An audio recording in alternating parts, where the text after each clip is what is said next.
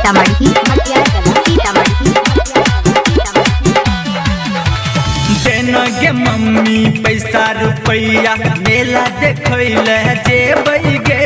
देना गे मम्मी पैसा रुपैया मेला देखैले जेबै गे।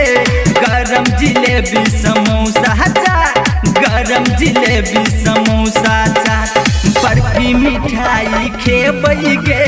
देना गे मम्मी पैसा रुपैया मेला देखैले जेबै गे। देना गे मम्मी पैसा रुपैया।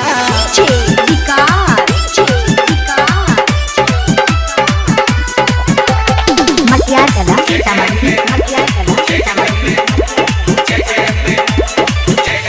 सबसे पहले लड्डू बतासा मंदिर में हम चढ़ेबै गे। गे मंदिर में हम चढ़ेबै गे। सबसे पहले लड्डू बतासा मंदिर में हम चढ़ेबै गे। गे मंदिर में हम चढ़ेबै गे। देना गे मम्मी पैसा रुपैया मेला देखैले जेबै गे। देना गे मम्मी पैसा रुपैया।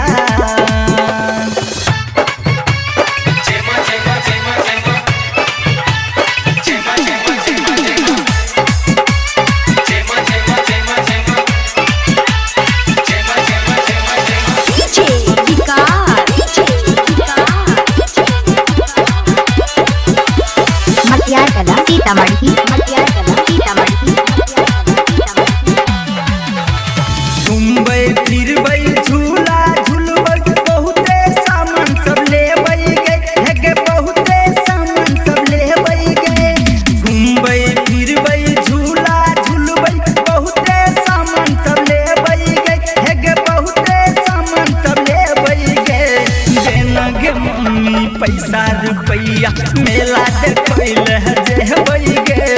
देना गे मम्मी पैसा रुपैया।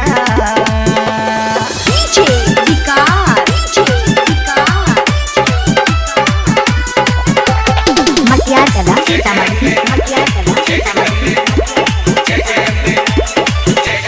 साथ में जेतै रणजीत रसिया सुबोध साथी केले जेबै गे। गे सुबोध साथी केले जेबै गे। साथ में जेतै रणजीत रसिया सुबोध साथी केले जेबै गे। गे सुबोध साथी केले जेबै गे। देना गे मम्मी पैसा रुपैया मेला देखैले जेबै गे।